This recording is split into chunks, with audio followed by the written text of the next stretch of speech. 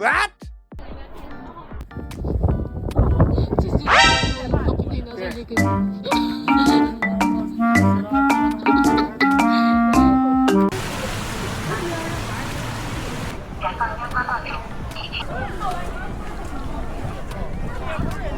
Bakit naisip na rin pero napalagan ng ano to? Meron tuloy kami yan.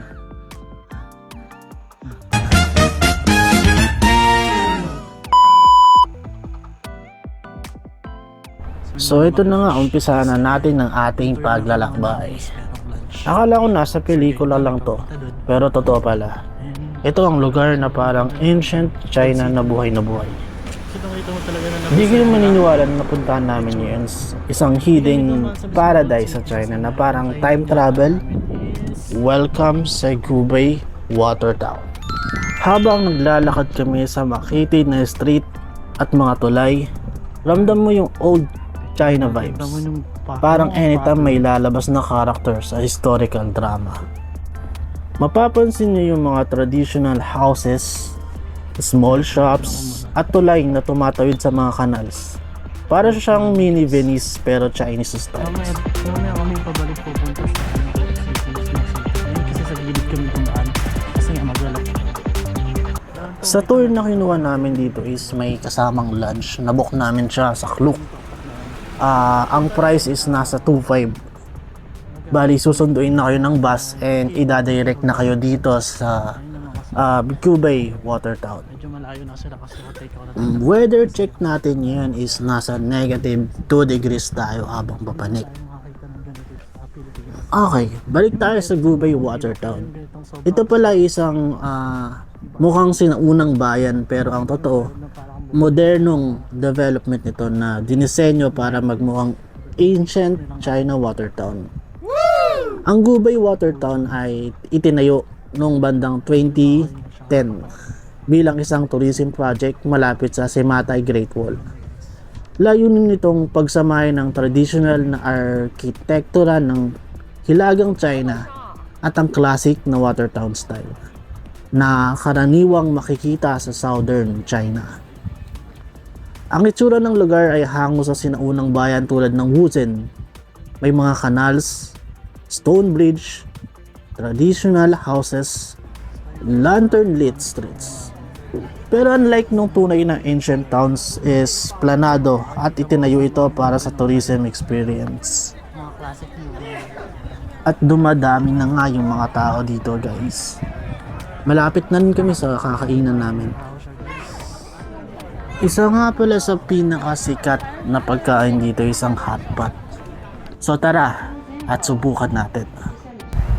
May beef, lamb, seafood, tofu, lahat nandito. Hindi ko alam kung saan ako magsisimula.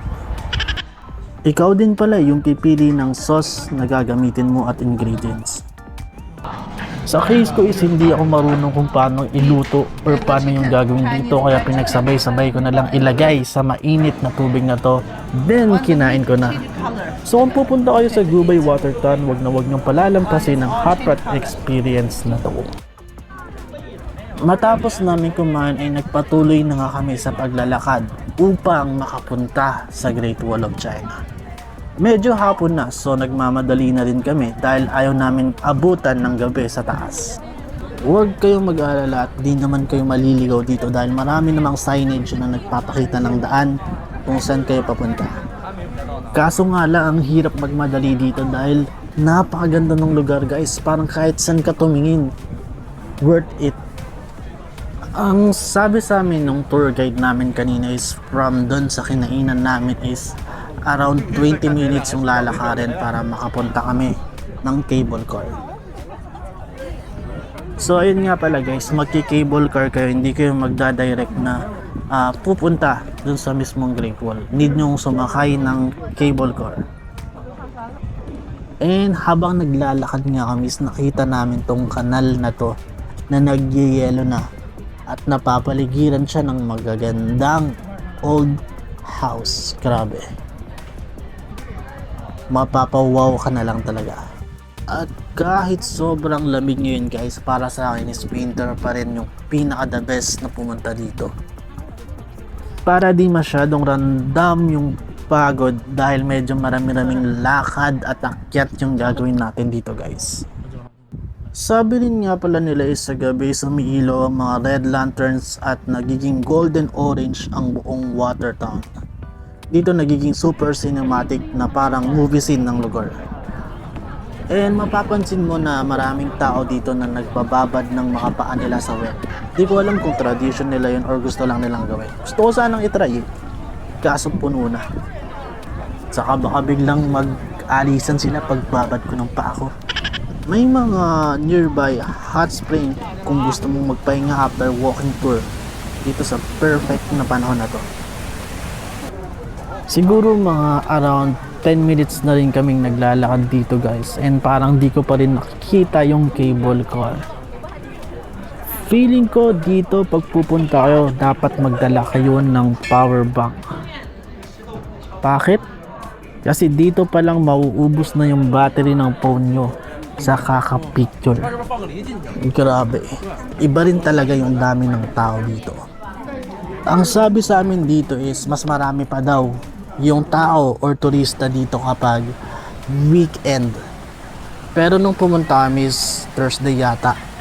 Pero ang dami pa rin tao. Isa sa pinakadahilan ng dami ng tao dito is dahil may access sa Great Wall of China. Maraming bumibisita dito para makita o akyatin ang Great Wall. Sikat din ito bilang aesthetic photos. Dumadami ang tourist na gustong ma-experience at mapicturan ang lugar. May mga hotels, restaurant, guided tours at activities kaya komportable at madaling i-explore kahit first time visitor. At ayun na nga guys, medyo mukhang nalalapit na nga tayo sa ating cable car. Isa sa mga highlight sa lugar na ito is ang view ng Great Wall of China na visible mula sa town, lalo na sa bundok area. Pwede ka rin mag night tour daw sabi nila dito. Ayun guys yung sinasabi ko, kita na yung Great Wall dito and may map din sila. And finally at nandito na kami sa aming cable car papuntang Great Wall. And guess what? Ito palang nag-uumpisa ang ating adventure. Kasi pagdating natin doon is hindi pa rin siya yung mismong Great Wall of China. Bundok pa lang siya. So aakyat pa tayo. Mga around 1 hour to 1.5 hours ang kailangan para akyatin. Depende siguro sa bilis mo. Hindi pare-pareho ang hirap ng bawat bahagi ng Great Wall. Halimbawa, ang Simatay ay mas steep at adventurous, habang ang Mushanyu ay mas beginner friendly. Piliin based sa fitness level mo. Magsuot ng mga komportableng sapatos, kailangan ng rubber shoes o hiking shoes dahil uneven at matarik ang mga hagdan. Iwasan ng slippers, delikado. Mahaba ang lakaran at nakakapagod ang akyat. Kaya importante na hydrated ka at magdala ng light snacks para may energy. Ang kinuha nga pala namin is yung may entrance fees at cable car. So ihanda nyo yung ticket nyo in case na kukunin nyo is yung same nung sa amin. And bukod sa ticket, ang kailangan mong ihanda ay yung katawan. Hindi biro ang akyat, parang leg day sa gym. Mag-stretching muna at siguraduhin kaya ng katawan mo ang hike. Masasabi ko naman na worth it dito guys. Sa pag-akyat namin, nakikita namin itong mga nakasabit na to. Gusto ko sanang basahin kaso hindi ko naintindihan. Chinese kasi yung nakasulat. Grabe, ibang klase rin yung ganda ng view dito.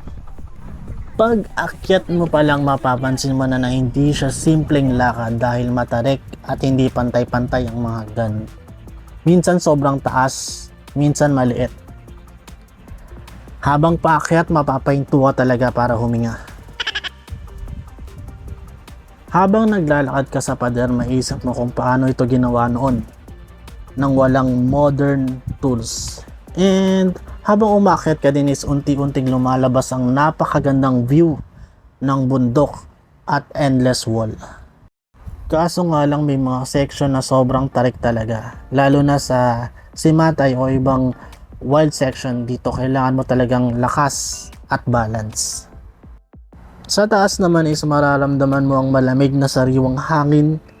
Sobrang refreshing lalo na pagkatapos ng pagod ng akyat. And dito medyo hinihingal na ako guys, kaya uminto muna kami. Ayan, ganyan kataas yung inakyat namin, grabe. Medyo malapit naman na kami. At heto na, nandito na kami sa taas. Welcome to Great Wall of China. I-share ko na rin pala sa inyo yung ilan sa mga na-research ko tungkol dito sa Great Wall of China. Bago pa man maging iisang bansa ang China ay may kanya-kanyang pader ang mga sinaunang estado para protektahan ang kanilang teritoryo laban sa mga kalaban. Pinag-isa ni Emperor Qin Shi Huang noong 221 BC.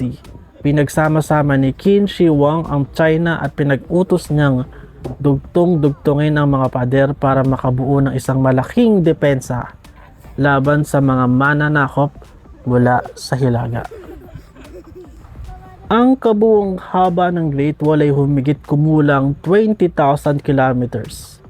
Dumadaan ito sa bundok, disyerto at kapatagan. Libo-libong manggagawa ang nagtrabaho sa pader. Marami ang namatay dahil sa hirap ng trabaho. Kaya tinawag din itong isa sa may pinakamaraming sakripisyo sa kasaysayan. Ngayon, sa experience naman, guys, legit, pag nakita mo yung view, lahat ng pagod mo, sulit.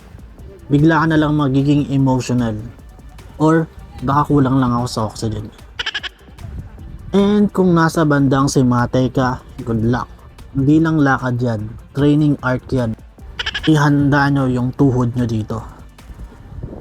Sa lugar na to, mapapasabi ka na lang talaga ng wow, napakaganda.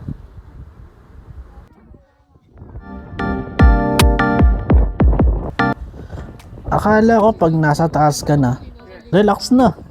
Hindi pala. Level 2 na pala to ng hirap. Overall, ang Great Wall of China is 1 million over 10 ang experience ko. Dahil bukod sa kasama ito sa 7 Wonders of the World, sobrang napakaganda niya.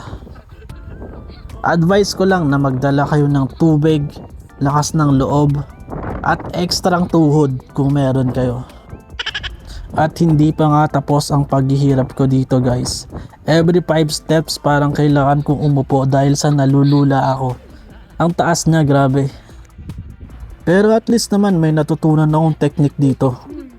Ito ay tatawagin kong penguin walk. 2 step tapos pahinga. What?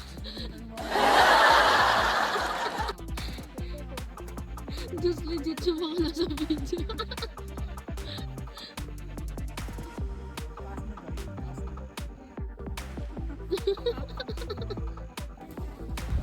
Ang Great Wall of China ay hindi lang isang destinasyon.